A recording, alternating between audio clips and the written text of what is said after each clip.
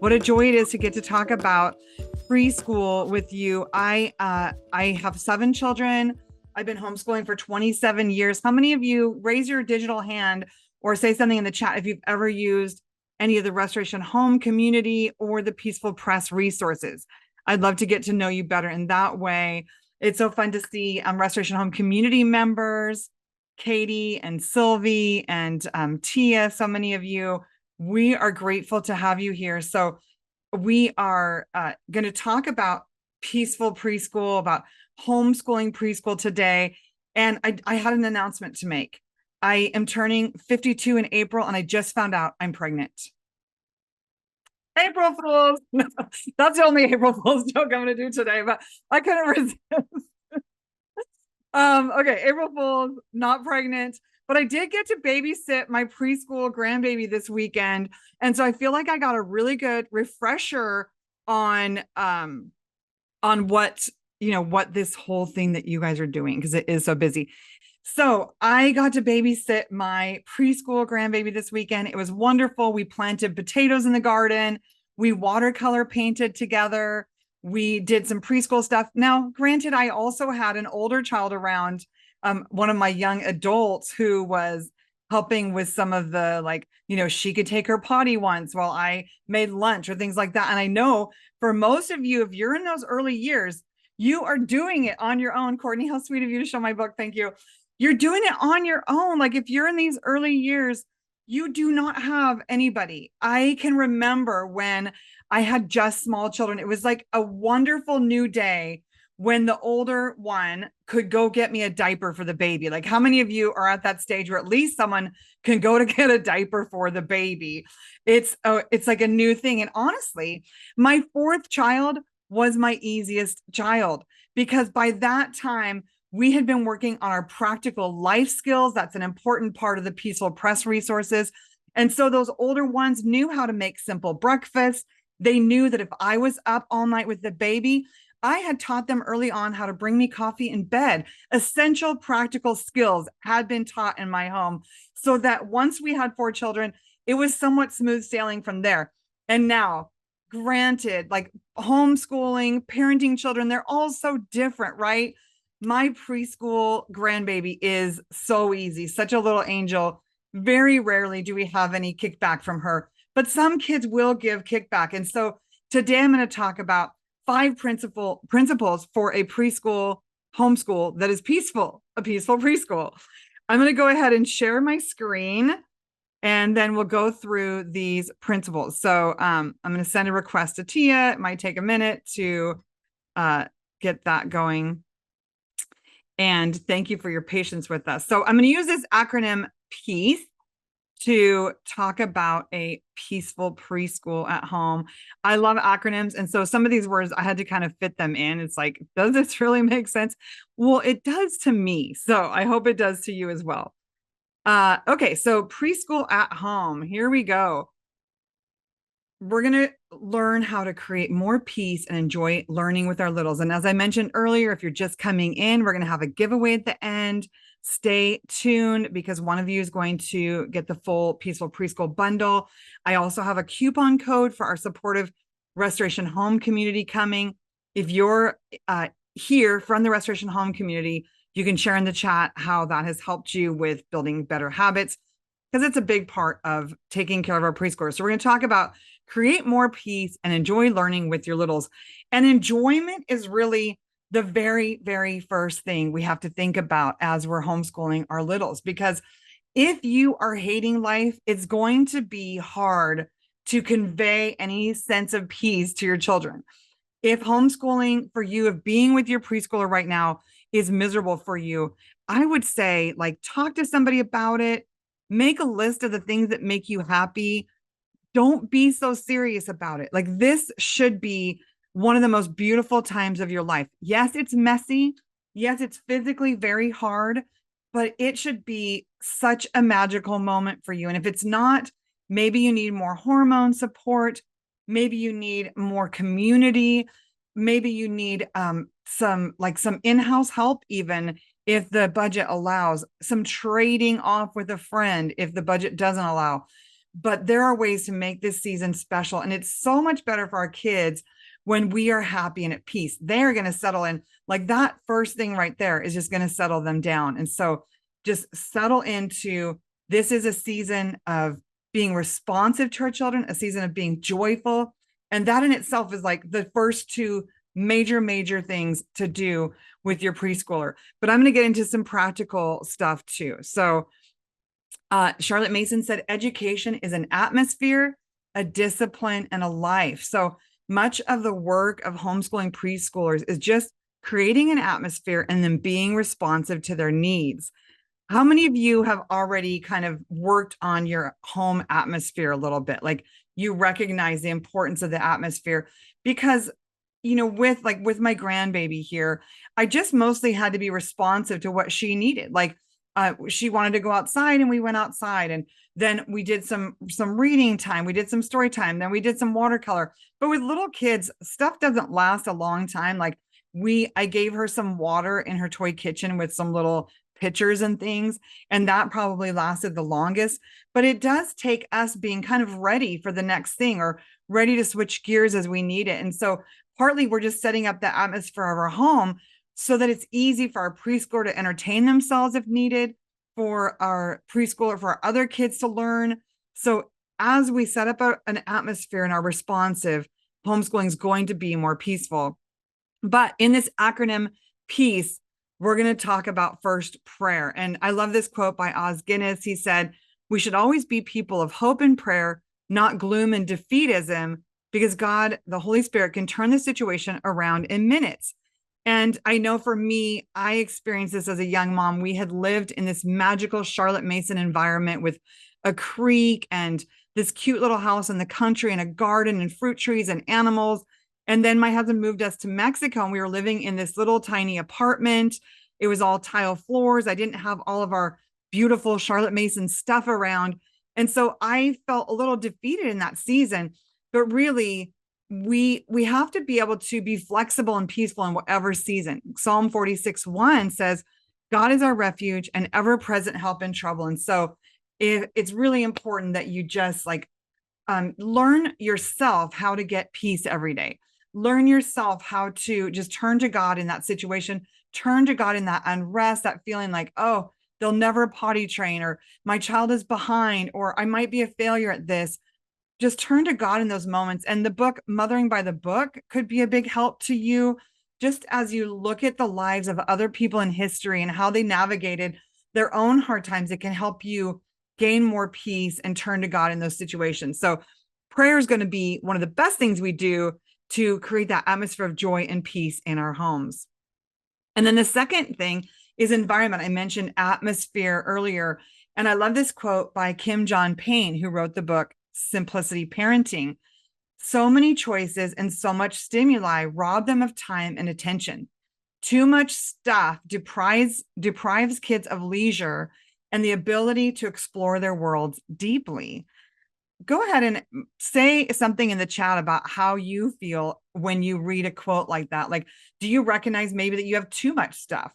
Do you recognize maybe that you could have less stuff and it could be more peaceful? And it was interesting because in that season when we lived in Mexico and we didn't have all our stuff around, my kids had so much fun. We built a Viking longhouse out of, we had a cardboard box and some Playmobil figures. We went to the beach and looked at hermit crabs. Like, not having a lot of stuff to take care of actually created more space for me to be responsive to my children and for us to really enjoy being with each other. Here's a few tips really for this idea of setting up the environment. First of all, just keep it simple. Like that quote from Kim John Payne, you don't need all the gadgets. You don't need all the little nature study items. Like, less is more when we're dealing with preschoolers, especially when you think about one of their, superpowers is they want to help. They love to help at this age. But if you have too complicated of systems in your house, they're not going to even be able to help. So for instance, we posted on our Instagram the other day, don't have more toys than your child can pick up by themselves. Put out, like in my early years preschooling, while I was also homeschooling, I would have a little shelf for the preschoolers, and I would just put one or two items on it at a time for them to work on while I was homeschooling older children. It might have been a puzzle, it might have been a little painting setup or some lacing cards, but I just let them have what they could use and clean up after themselves with. So keep it really simple in the early years. With clothes, don't have more clothes than they can put away. If the drawers are too overwhelming for them, they're not going to be able to make good choices about their clothes. Put low hooks on the wall. Use some of those command strips. Just put hooks behind their bedroom doors so they can hang their own clothes up or hang their own pajamas up. Look at your house from the level of a preschooler and see what you can do to just make it so simple for them, especially those of you mamas who have babies you're also caring for. If you can early on, teach your preschoolers to get themselves dressed in the morning, put the toothbrush in an accessible space so they can take care of their own personal care as much as you can. Get it really simplified so that your preschoolers can start being dependent and being independent instead of dependent on you for everything. Categorizing toys. We only had a few categories of toys. I still have those same categories. When the little granddaughter comes over, I have a basket of Duplos, a basket of Wedgets, which nowadays it might be Magnetiles or something. I've had those Wedgets for 20 years probably. We have a basket of trains. We have a toy kitchen set up. So we don't keep a lot of toys, and we have them in small categories so that if the grandbaby is done playing with the toy animals, she picks them up before she gets out the block. So keeping it categorized like that not only helps your children with some of their brain categorizing, like the skill later on of figuring out, which letters go together or which words go together to make a paragraph is being taught in these early years as you create an orderly environment. Keep it reasonably clean. Like the standards have to go down in some seasons of our life. Like there are some seasons where we just can't be uptight about it. My grandbaby came in the other morning with her rubber boots on. We've been planting potatoes in the ground. So we were really muddy, and she stepped off the rug onto the carpet. It's just not going to be ideal all the time. And so chill out a little bit, but also, if you can get a robot vacuum to just kind of keep the floor a little bit sanitized, or have that be one of your evening routines that you just quickly sweep the kitchen floor. Just some basic things. Have, maybe some like clean bathroom wipes. You can quickly wipe down the toilet, especially if you're potty training a little boy. So just some basic things to keep it like sanitary without making it overwhelming. Have outdoor space. Even when we lived in that little apartment with all the tile floors and the concrete patio, we would include a nice little sand table, or we would get a pot and just plant some lettuce seeds in the pot. Having just a little bit of outdoor space, no matter what your circumstance, is going to give your children such a chance to decompress and spend their time in joy and peace, and just really, it does so much for their sensory development to be in nature. It's great for our own dopamine. And so making sure you have some outdoor space. And in the Restoration Home community, we have monthly challenges that help us work on that.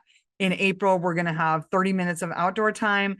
And in March, we had a daily nature walk. And these kinds of just simple outdoor activities can help our preschoolers stay so much more calm. And then the last one is unplug. And I think sometimes what makes it hard to get outside is we're just using technology so much that it's easier to let them stay on the technology instead of going outside. They're most often just as happy outside as they are on an iPad. And so unplug and get outside so that all of you can regulate. I love this new word that's all about, attunement and regulation. These things don't happen when we're all on separate devices, but they do happen. The bonding, the connection, the dopamine release, raised serotonin, all these good things happen when we go outside with our children, when we look them in the eyes, when we look at the sky and listen to the trees. It's a beautiful opportunity for our bodies to be healthier and our young children's bodies. How many of you, this is easy or hard? So put in the chat, like easy getting outside every day, hard getting outside every day, or even on the screen time. Like, is this your big Waterloo, the big thing that's hard for you? We in March in the Restoration Home community had a screen time challenge. It was so great to every day just track our screen time and make sure we got our morning routine done first, because it is hard. It's hard for me to regulate screen time. I'm sure for all of you, as soon as you pick up your phone to place an order for diapers, we're scrolling everything, right? So learning how to just put some boundaries in place so that we can have a more peaceful life with our preschoolers is so important. Let's see. Okay, and so we're going to go on to the next one, which is the letter A, and I'm just going to mute. Maybe actually Tia, you can mute. Thanks. Okay, so appropriate rhythms. I see how I like did that instead of having some wonky uh acrostic. I did appropriate rhythms. Couldn't do rhythms in the word peace. But having some rhythm in your life is going to be so helpful for those preschoolers. Paula Polk Lillard wrote a book about Montessori education. And she said, as a general rule, the more routine and ritual in the first 3 years of our children's lives, the more comfortable and relaxed they become, and the more in tune with their daily schedule. Even just reading that makes me feel kind of relaxed. Preschoolers, I was just listening to a podcast by Carol Joy Side, and she was talking about how preschoolers want to feel like somebody is in charge. They want to feel like there's someone running the asylum. And so as you create some rhythm in your day, and it's kind of this balancing act, because on the one hand, with preschoolers, we have to be so responsive. Like, do they need a snack? Do they need a nap? Do they need to go outside? But some of them actually are needing a little bit more structure. Like, they need to make sure that there are maybe a quiet time every day, maybe every day, even if they won't go to sleep during nap time, that you just have them lay on their bed for an hour, get one of those little alarm clock that turns the light green when they're allowed to get up. In some way, just create a little bit more rhythm in the preschool life. And someone I saw asked earlier, like, do you need to have preschool? Like, you don't need to do formal preschool in the early years. I think the most important things that you can do for preschoolers in the early years are practical life skills and motor skills, because those lay the foundation for being able to read and write. They lay the foundation for being able to handle a pen. And so if you can include the motor skills activities, these are all in the Peaceful Preschool, but they're things like cutting, gluing, tracing in salt, playing with a sensory bin or a sensory bag, lacing, tracing, all those kinds of activities work on fine motor skills. And we have, so many creative ideas. There's 26 weeks of creative lessons in there for fine motor skills. And then large motor skills, a lot of the brain development that is necessary for reading, for tracking words on a page, comes as they're doing large motor skills. So I had a daughter with special needs, and we went to a lot of occupational therapy, and she would do things like trying to swing a bat at a ball, or playing, swinging on a swing on her stomach, or blowing bubbles and trying to hit them. Those kinds of things work on visual tracking, and your child will need strong visual tracking skills if they're going to be able to read and write. Things like pushing a wheelbarrow or pulling a wagon, those work on your core strength, and they help later on with the activities involved in academics. So even though the Peaceful Preschool does include some fun phonics and counting activities, those aren't the essentials of the early years. The essentials of the early years are the motor skills, the story time, like reading to your children every day is going to expand their vocabulary. It's going to help them have an idea of how words work together. Doing character training in the early years. And for us, most of that came through practical life skills. As we teach our children how to make a bed with diligence, or how to brush their teeth, or how to carry their dish from the table to the sink, those kinds of little practical life skills also work on virtue. Because if you're doing something like, I gave my granddaughter a pitcher of water in a little glass pitcher, and I told her, you need to be careful with this. It's glass and it will break. So you can go water the plants, but you need to be careful. And so that teaches the virtue of being careful as we're teaching that practical life skill. Or, if we're teaching them how to make their bed, then they're learning that virtue of diligence, or that virtue of maybe perseverance if it's hard for them. And so as we teach practical life skills, which is another thing we include in the Peaceful Preschool, is a daily practical life skill lesson. It teaches them the virtue as well. And I think sometimes we can think, oh, I need a character curriculum, but it's so much better to teach our children virtue through stories and through our own modeling. So as we are, reading a beautiful story, like we were using the virtue of peace in the Restoration Home community, we're doing 52 virtues this year. And so for the virtue of peace, we read a book called Quiet by Tomi de Paola. And then we had a little practice of just sitting quietly for a few minutes. So as we're reading these stories, it kind of increases our children's imagination for what it looks like to live with virtue, or what character looks like. So teaching through stories, teaching practical life skills, teaching motor skills, these are the real essentials of the preschool years. Also, just some good bonding. In the Peaceful Press, we have a connection challenge.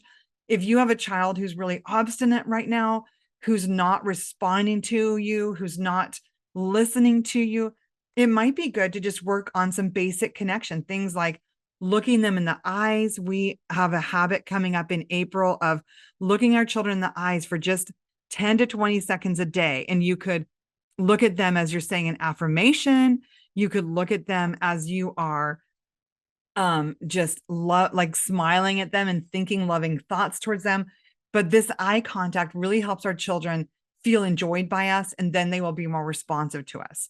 Giving them a hug every day. I know we can get so busy, especially when we have a few children, that it can be hard to remember to hug each child every day. And so we have in this connection challenge a habit of hugging each other. So doing some good bonding activities, especially those first 3 years of life, are so essential for bonding and attunement and connection. And all of those help our children be more responsible later. I had one child who almost had a few symptoms of an attachment disorder in their teen years. And I could look back, and this was a child who was more in the middle, who didn't breastfeed as long as some of the other ones. And I thought, oh, wow, like this child, there could have been actually some lacking in attachment because I got so busy with the babies and this special needs older child. So no matter where your child is in age or in birth order, make sure you're taking time to look them in the eyes, give them a hug, and spend some time with them. I'm just going to pause, and I'd love for you guys to put in the chat, like, what are some of the daily activities that you're doing right now with your children? On this sample daily activities list, I also talk about, I also listed personal care, morning Bible time. Like, we read the Bible to our children starting early. I love them knowing God's word and just having almost like an attunement with God's word, like a love for it from early on. We memorize verses and poems early on. We work on teaching personal care, like teeth brushing and hair brushing and making beds. I love all the lists here. Jasmine says they always have breakfast and a little Bible time each morning. Katie said they're reading through the Little Pilgrim's Progress during morning time. Elsa said they have morning time with Bible stories and they use the Peaceful Preschool. Thanks, Elsa. And then Whitney says their 2.5-year-old, they spend time reading and coloring together during baby's nap time. It is such a sweet time in your life. I really, really enjoyed the time with mostly younger children because it's a time where you can really give yourself a big pass to say no to outside activities. I don't talk too much about this in this workshop, but this is a time where children, they need naps, they need kind of a more quiet life. And so you can have a really good excuse for saying no to a lot of co-ops and outside activities, unless it's life-giving for you. Like, I know for some of us as moms, we really need a social life. Like, it's going to be pretty essential for us to get together with some friends. And so having, a monthly or like a weekly moms out, I get that. But for our kids, the more we have to get in and out of the car with them, the more stressful it is, right? Like, raise your hand if you agree with that statement. I can remember usually if I was angry with my kids or we were having a little meltdown, it was because I was not providing enough margin. I needed to breastfeed the baby, and then the 2-year-old lost their shoes, and then the 4-year-old was dawdling. And so it was those moments that then I would yell at the kids and I would feel really bad about myself. And it was just a big mess. And so if you can provide big margin, like give yourself a lot more time than you think you will need to switch activities. How many of you can agree with that? You can say something in the chat about how you plan your days so you have margin and even what you're doing as outside activities, because I think it is really a good time to just do a lot more at home stuff, because when you're home, that's when you can really bond. Like I can remember just as clear as day this moment in my life where I probably had a newborn who might have been my fourth or fifth child. So it's not like I had a small family, but we were just having this really beautiful quiet afternoon where I had time to just sit and read for pleasure with my kids or go outside and sit by the creek with them. And if you get yourself so busy with outside activities that there's no kind of peaceful downtime with your children, it's not going to be great for you. It's not going to be great for your kids.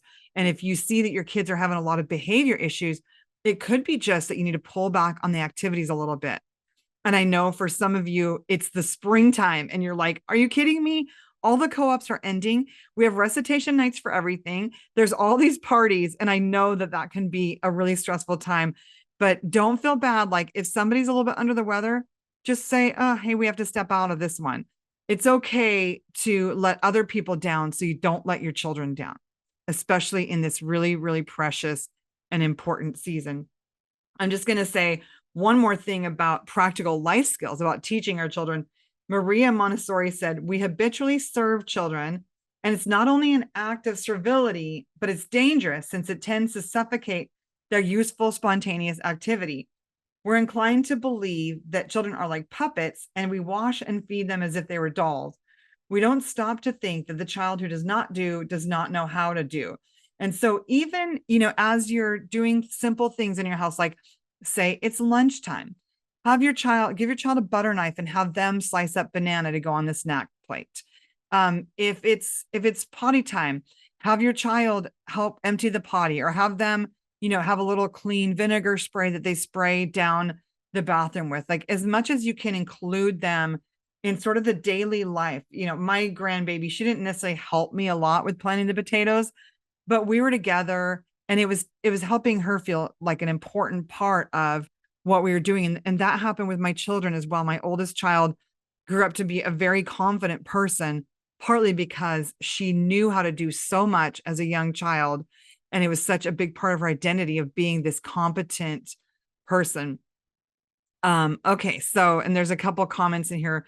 Some of you mamas are maybe doing a little bit too much. And Kristen added the family worksheet, the family vision worksheet in here. Also in the restoration home community, we have some things that we ask you to think about early on, like ask you to think about how you're spending your time. We ask you to think about what do you want your children to remember about life in your home? Because right now, if you're feeling like a big disconnect between what you'd like home to be like and what it is like, then maybe you just need to sort of slow down and evaluate. I remember early on reading a Raymond and Dorothy Moore book, and there was a story in there about a woman who was homeschooling. And she talked about how she would get up in the morning and they'd have some peanut butter toast and they'd walk down the lane through the crunchy leaves to check the mail, and they'd come back and light a candle and read a story together. And it was just a beautiful, romantic ideal of early childhood. So I had an ideal, and every day wasn't like that, but we had a lot of days where we, got our bowl of fresh apples and went out to the schoolroom and sat at the table and read stories together, and the children colored and we sat by the fire reading aloud. Like we had a lot of days that were exactly like that because I had a vision of what we were working towards.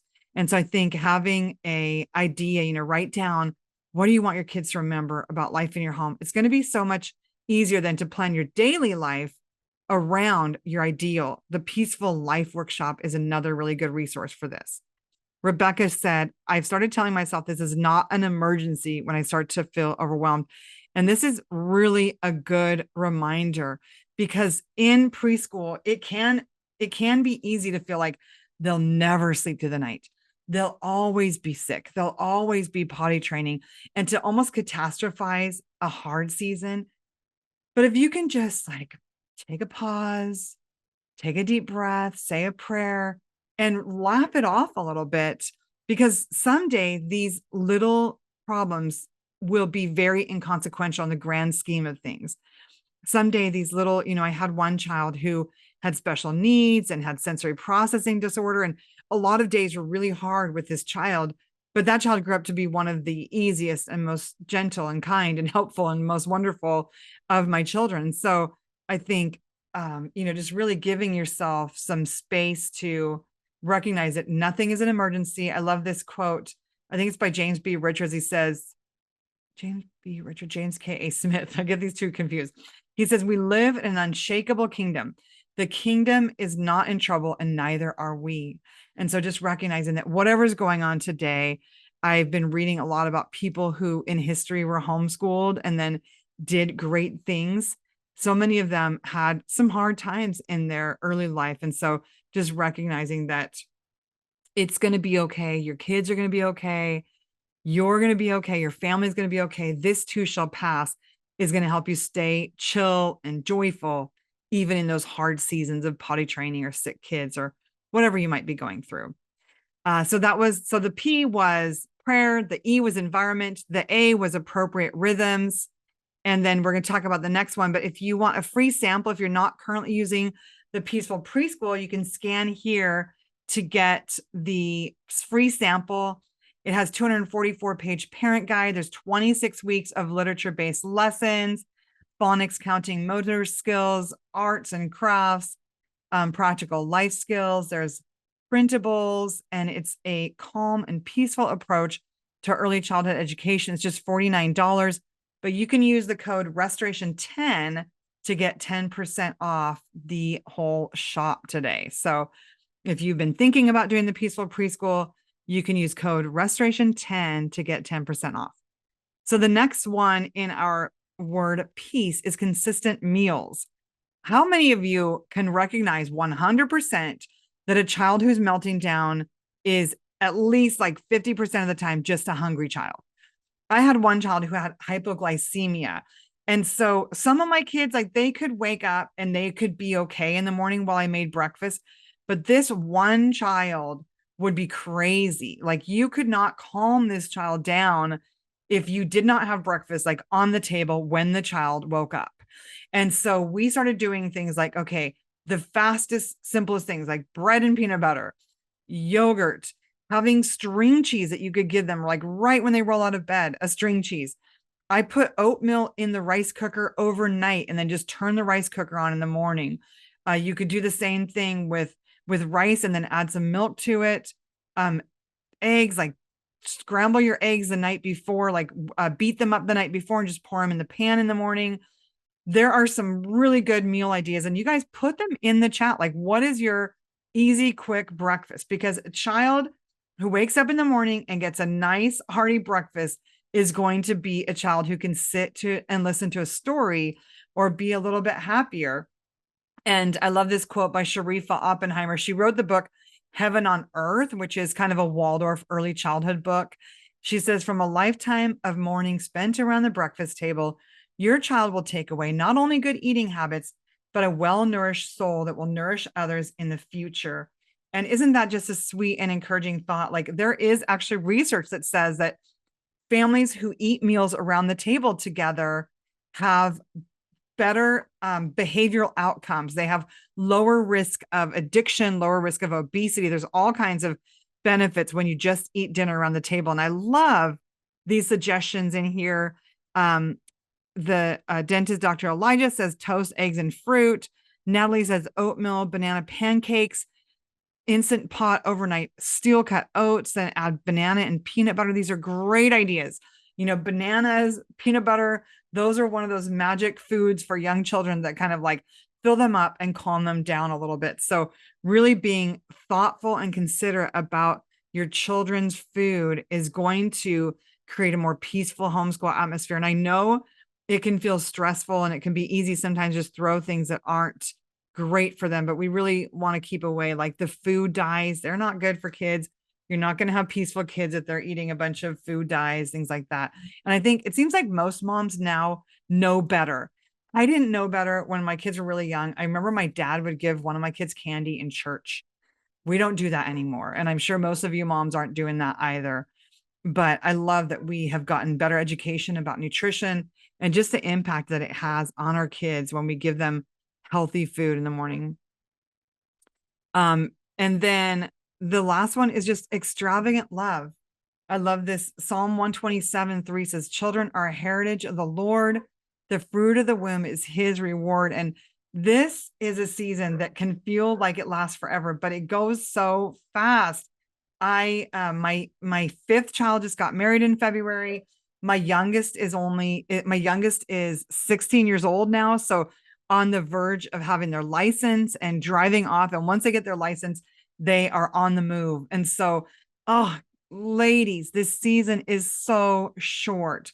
I really, really, really loved sitting on the couch together and cuddling all of my kids together and reading out loud. I mean, those magical mornings of reading out loud together and doing crafts and nature walks and field trips.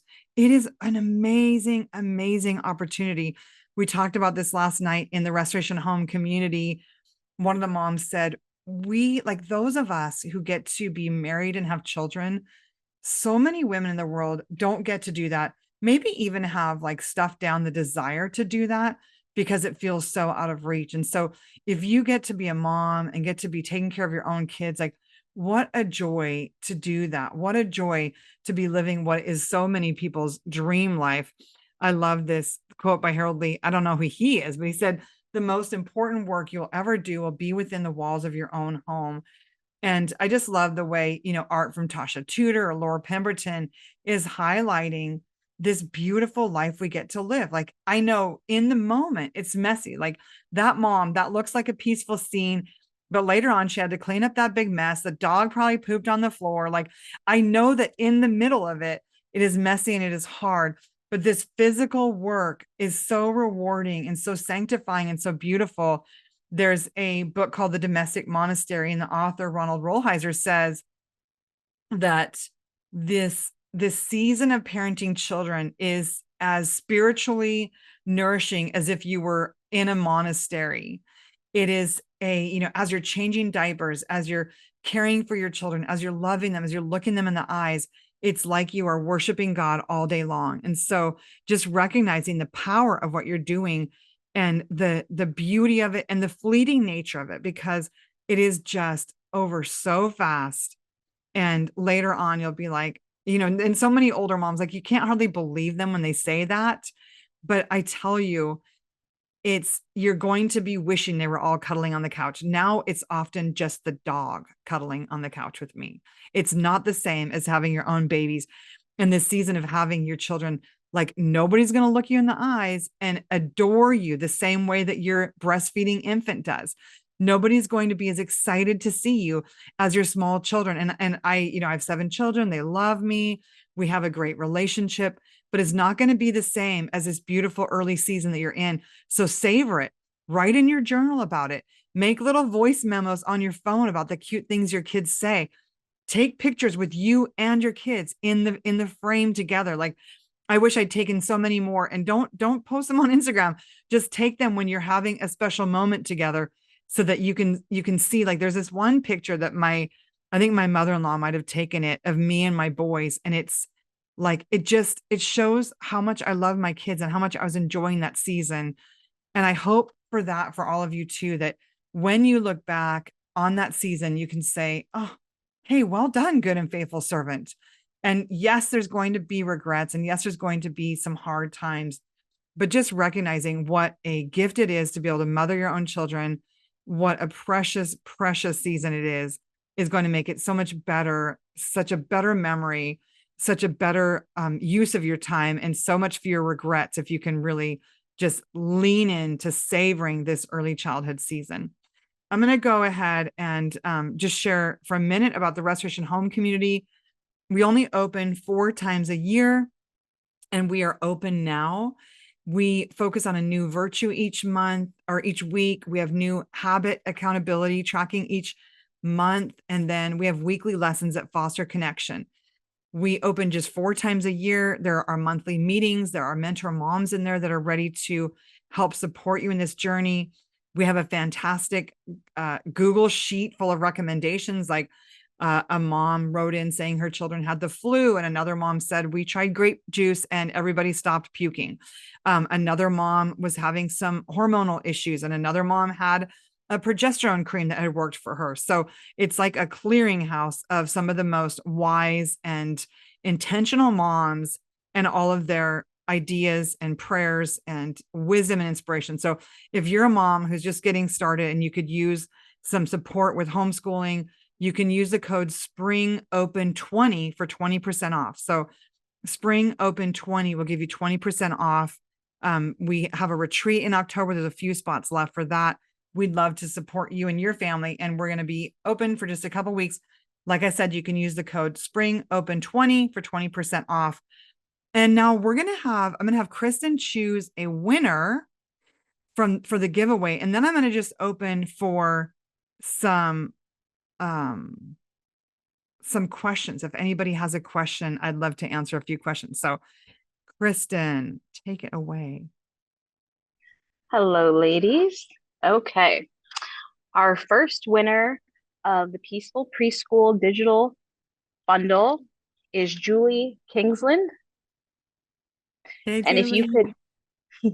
if you could email us at hello@peacefulpress.com, we'll get that sent out to you. Our second place winner of the early years morning menu is Claire, and I don't want to butcher your last name. Izaguire is Aguirre. Yay, Claire. Yay. And our third place winner of the chore and routine pack is Shelby Gonzalez. Awesome.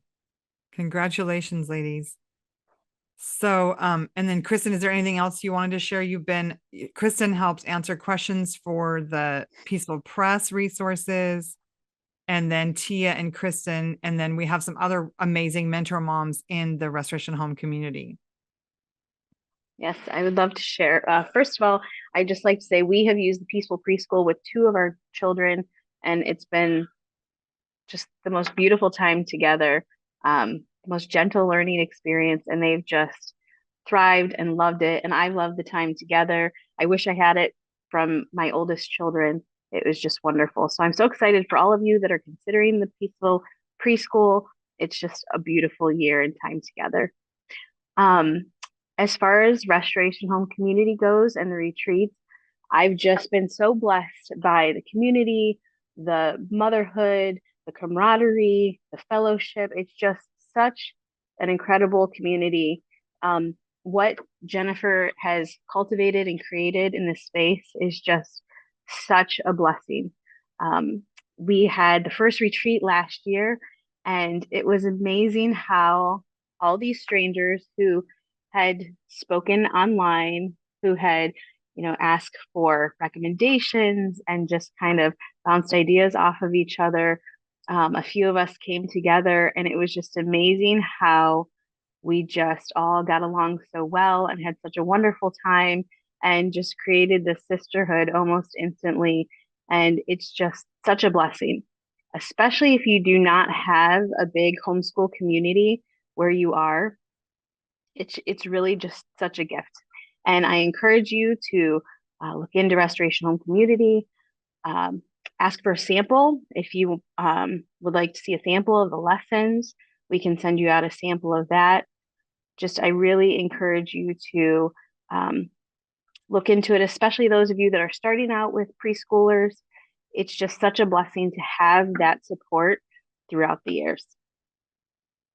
Awesome. Thank you for sharing. It was so sweet how we stayed 25 of us ladies in one house together, and we'd never met. I don't think I'd met you, Kristen, but I don't think we'd met any of the other ones in person ever. And it was just like a sister reunion. It was so good. So there's not a lot of spots for that, but if you can go, we'd love to have you.